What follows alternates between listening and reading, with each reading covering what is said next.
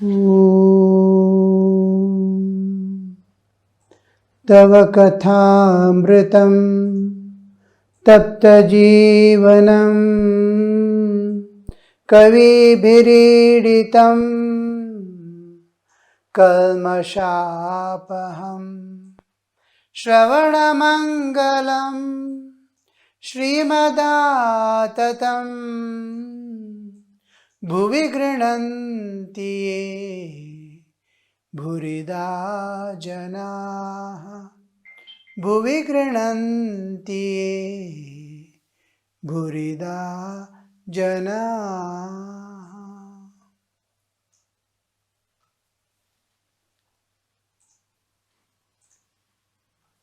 To acquire divine love, Sri Ramakrishna was telling to sing the names and glories of God. We saw with sufficient detail, though not exhaustively. The second one was to have constant satsanga as much as possible, and we saw its meaning, the various levels of satsanga, and an alternative also. The third thing Sri Ramakrishna tells about entering into solitude now and then, whenever it is possible, even for a single day, if you can enter into solitude for 3 months, for a longer period, at least 1 month, if that is not possible, 15 days, 1 week, 3 days, at least a day, or some time whenever you get leisure in between your work. Run into solitude and call on God. By this, you acquire love and you know yourself, where you are, what you are. So this is the third thing Sri Ramakrishna says, to enter into solitude now and then. Means there must be two, you are busy all the time for something or other. He is telling about those people, especially those who are in the working field, in the activities, in the busy life of earning, maintaining, taking responsibilities, all these things, like any normal householder. There are a few, very rarely blessed, to be able to totally devote entirely for spiritual practices. They can sit for hours together, days together, months and years together in solitude, without any external contact, depending upon small amount of food that they can procure anywhere by easiest methods. So this solitude, when we are busy in the world, we must see that some amount of regularity is there in every type of sadhana we do. Otherwise, we suddenly miss it because of some busy work or activities coming, and we miss the track itself. That is what we commonly see. Suppose I am not doing physical exercises one day because some urgent work has come. Next day I am disinclined to do the exercises again. Third day I skip it off and it stops off till I again recognize, oh, I am not doing exercise. By that time a week would have slipped away. This should not happen. In the case of this also, singing the names and glories of God and satsanga, we somehow maintain. But when it comes to the solitude, we have to seek. One thing is, in the busy hours of life, in the run of the day and night daily activities, you must see that small gaps, very small gaps, few seconds, even 5-10 seconds, you are doing something, make a small gap. Now, I saw a watch which was giving a small click which just doesn't disturb anybody. Chick sound it will make. I saw in somebody's watch, every hour it is making a small sound. Small means the neighbor also cannot get disturbed or attention is drawn by it. So that watch, suppose you set it for every half an hour. You working in the office or working in the kitchen doing cooking and all that. Every half an hour it gives or every hour it gives. Then whole day from morning till night, at least 12 to 15 times you'll be just stop whatever you are doing, stop for a fraction of a minute, not even a single minute. Just stop, turn inward, dive within, go to the core of your being. Just for few seconds, try to come in contact with the divine within you. Suppose your Ishtadevata, just try to see his presence there. If you are not able to see the Rupa also, it doesn't matter. Feel his presence and just offer yourself and come back. It may take 5 seconds, 10 seconds, 15 seconds. Enough. Within that time, you're gone and come. Again start your work. You're cooking, just leave, just be as it is for a few seconds. And this continues. There is unbroken, constant. And this gives you how to enter into solitude, what you should do in solitude. This and anything unbroken, you don't break at any time. Suppose you are talking busy things also. You are arguing with someone. When the click comes, just drop away everything as it is. Just peep inside. Just go down and come and again start. It will not disturb your activities. Let it go on. You will learn how to remain uninvolved in the external world also. Solitude, what for are we doing solitude? See, what you acquire in solitude is not to get involved. First thing what happens is self-introspection. You are going to, first time you are seeing the whole world, you are facing the whole world, you are facing the people, you are talking to the people, moving about here, there, active. Yeah, all the time your senses and mind are outside. You are grasping, interacting, dealing. But no time came that you turned your torch towards yourself. In solitude, what we do is, there is nothing other than me. I turn my torch towards me. I am as if I am standing in front of a mirror and looking at me. First time, you will have little leisure to turn inward and say, where am I? What am I seeking in my life? In and through all this, what exactly am I? Where am I going? What am I doing? This question mark makes you, oh, I have some duties to perform. The main thing in solitude we acquire is self-introspection, by which I try to scan myself, my whole being.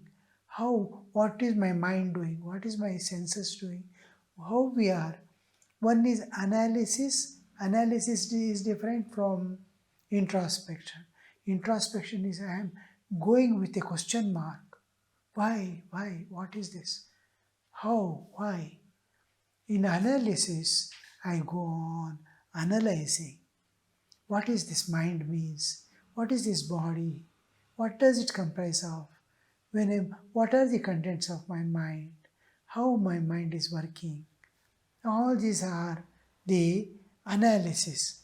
I try to search from my inner and inner layers covering my soul.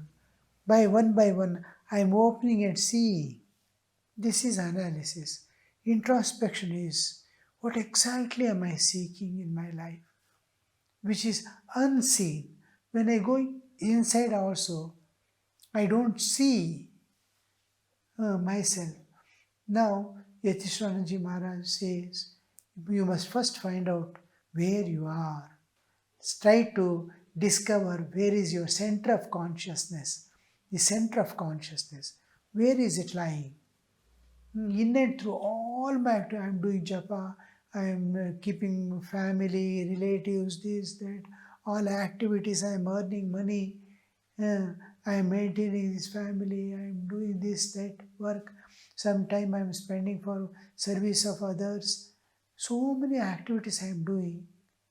In and through it, exactly what I am seeking ultimately. Am I seeking name and fame? Am I seeking the satisfaction of my ego?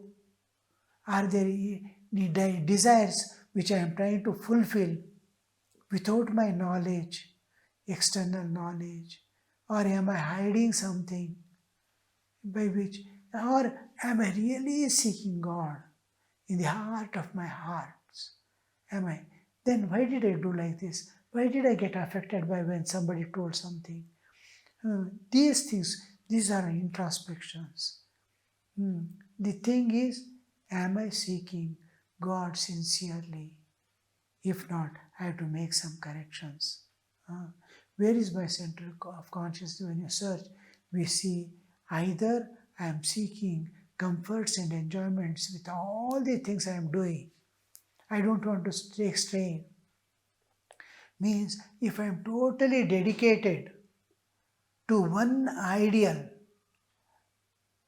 and one goal to achieve, then I don't mind sacrificing any amount of my time, energy, and what I possess to achieve that. Uh, I can starve for a day. I can skip a day or two, sleep also. The fear, what will happen to me, will not come because I am going on such a path and in such a search that everything will be favorable. That is the plan of nature. That's what God and nature wants me to attain. They will be there with me. Clear understanding of my path. Otherwise, first thing, get up 1 hour before means, oh, my health will go away. This kind of tendency, if my health spoils, what will I do? I may get vomiting, I may get acidity, this, that, so many things. The one who is sincerely seeking, it's the same thing. Tomorrow, suppose I am going to have an exam. Children, you see, they say, I cannot get up. But when the exam is there, nearing, they get up. Means the necessity is making them get up. The fear, I may fail in the exam. I have to face the people. I have to face the society. I have to face the relatives, friends. That fear, how will I answer? How will they look upon me? That fear itself makes you wake up. Will that not affect your health? No, it doesn't. But other times, it is mind playing the game. Under some pretext, it want to avoid taking strain. Here, the same thing, under some pretext, it want to attain that. It doesn't mind. So, this introspection, when it goes on, oh, I was able to.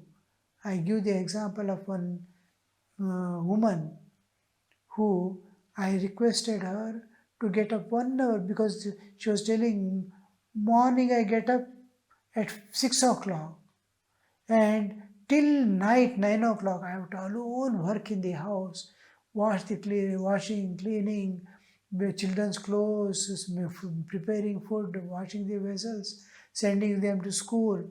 All these activities have to then When children are not there, my husband is gone to the office, I have to go and do the purchases. Within this activity, I don't get even little time to take rest in the afternoon. I run and sleep when all go to bed. And morning I cannot get up before 6. By chance I get up, I feel restless whole day. I cannot do anything, activities. I feel drowsy all the time. My health starts deteriorating, this, that, and all. A year has passed. I was telling 1 hour you get up before. 6 o'clock you are getting, 5 o'clock you get up. Take little rest in the afternoon. That 1 hour you give to God. 24 hours are with you. 1 hour can't you give for God? She was telling, no, Swamiji, I cannot. You tell me some other disciplines which I can do. Then, of course, some other alternative was giving, put on the some play records, bhajans. You cannot sing bhajans, all right. Listen to bhajans. Listen to lecture as you are working. So something alternative. But the thing, when her husband got accident and had an head injury, and then he was admitted to hospital, he was unconscious for 3 days. The lady has neither taken food nor slept even for a single minute for 3 days, 3 nights. 3 days and 3 nights she has not slept. Then when I met her second time, I went and met in the hospital. I was surprised. She had not taken even a drop of water. Let him come out, let him come out. Safe. Then I will take food. Don't give me, don't force me. And she's just with eyes open 3 days. And we are capable of that. Keeping vigil for 3 nights. We are capable of fasting for 3 days. But not for God. This capacity is in everyone. But we don't use it. There is no longing. Vyakulata is not there. If Vyakulata comes, it will be entirely different phase of sadhana we enter to. So to acquire that longing, to clear all the inner obstructions for this power, for this force to come out, we enter into solitude. But entering into solitude, if we are not properly equipped, again we find it more than few minutes you can't sit. Then you will see to sit for a day somehow, you will go on thinking this and that, somehow you pass 1 day, 2 days, 3 days, then you feel like running away from this. I wanted, formerly in our ashrama, each person used to sit in solitude for 1 month. Then he will be in the room, we will go and give him or her food every day. All the requirements will supply there. From morning till night, they will be in the thought of God. And then, after 1 month, another person will replace. That was going on. Sometimes devotees also used to join. So then I will make them sit for 1 week, whatever they possible. 1 week, 10 days, 15 days, 12 days, 3 days, whatever is possible. Then one person came, I will sit for 3 days. Then his people said, no, you are free now. Why should you sit only for 3 days? You sit for 15 days. Then he refused, I may not be able to sit for 15 days. All right, you sit for 10 days. He at last accepted for sitting for 10 days. And then he has no duties and responsibilities, but still family is there. And then he was sad. He was telling after coming out, one day I somehow passed. I've never sat alone in my life without a companion. Whenever my wife used to be outside mother's house or somewhere, children will be there. Children also are not there. I will go to friends, talk to them here, there, and spend the day and come. If not anything, if nobody is there, I will put on the TV and sit. I was never alone any time. I never felt alone. But here, no mobile, no TV, no friends, no relatives. One day spending was a torture for me. Second day, I said, what will I do? 10 days, how will I spend? Even a week, how will I spend? The third day, I started weeping. I have to go now. I have to go. I have to run away from here. See how much we are. Where are we? Are we so much dependent that I cannot live without the others? If not anything, TV, mobile. Then he said, fourth day, third day, fourth day, I wept, and spent the day. Whenever food is to come, I was not able to take the full food because grief was filled in my heart. If this is the condition, what is my future? What is my after? Then fourth day, little peace started coming. Oh, I can take now 3 days have passed, another 3 days I will somehow finish 1 week and get up. That you see how we get accustomed to solitude, how the mind revolts, how it is not accepted. Because what we have done is we have bound ourselves with so many things which are unnecessary in our life, obstruction to our evolution. We are holding the world in some way or other. I am not doing anything bad. That person was doing nothing bad.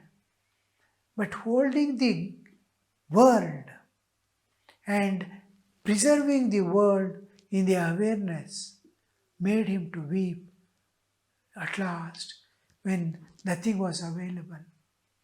You see, imagine what would be the state of a person when he dies in this condition. And you see, why should there be no rebirth? Forces, he is dying with so many forces pending in his system. Where will those forces go? He wants. He cannot live without friends and relatives. He has to take a birth to have that.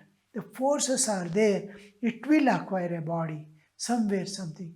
And the past momentum is there, one thing. Past karmas are also there.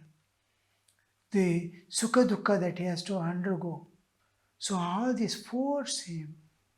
Where is the release? Where is the freedom? We are bound by it. So all this understanding and slowly getting separated from all things. Oh, that kaivalya, kevalatva, how much dependent I was, how much attached to things I was.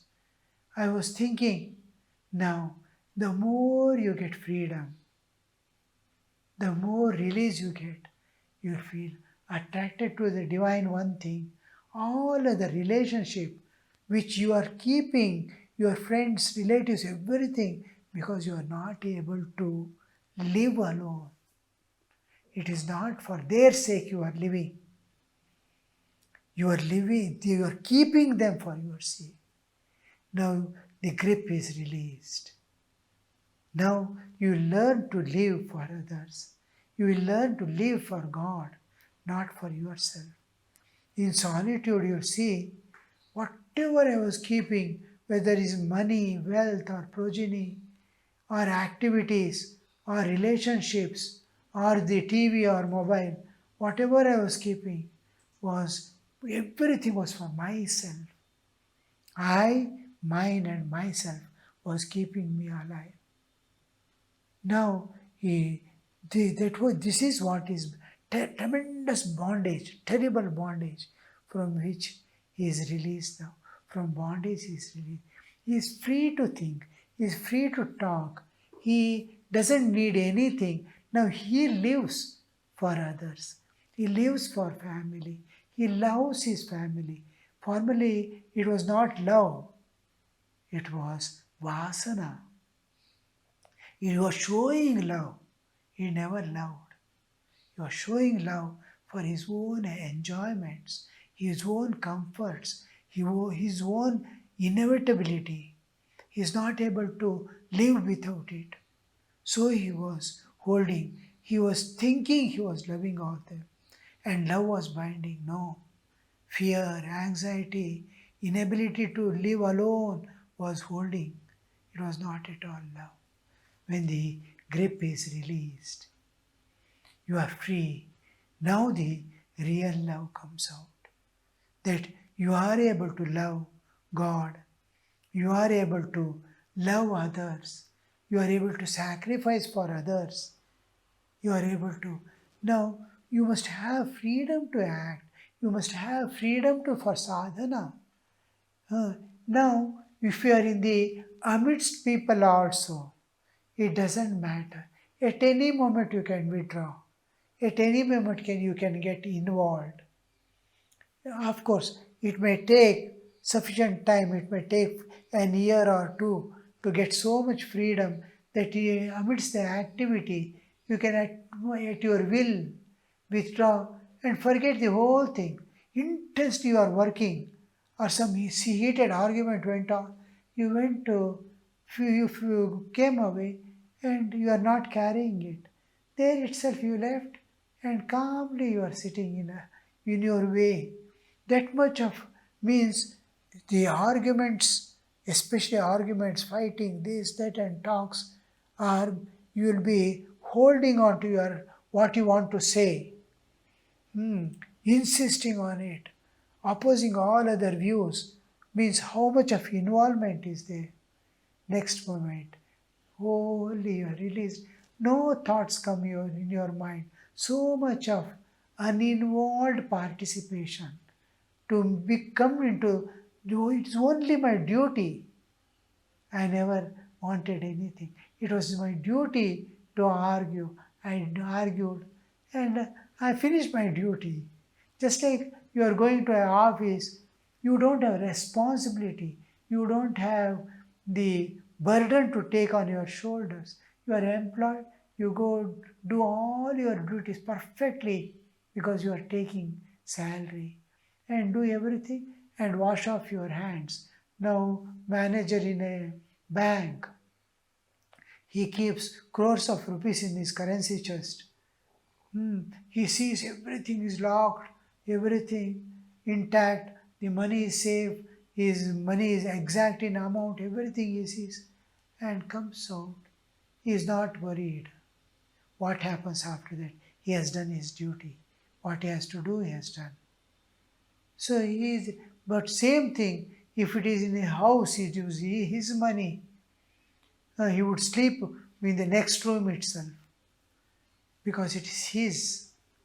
The attachment, here attachment, so much of non-involvement, uninvolved participation, wholehearted working, giving, this is sacrifice. This giving, love, is great sacrifice. This we see in the in our life. Just this is the beginning where we enter into solitude and self introspection. Om Shanti Shanti Shanti. Hari Om Tat Sat. Shri Ramakrishna Arpanamastu.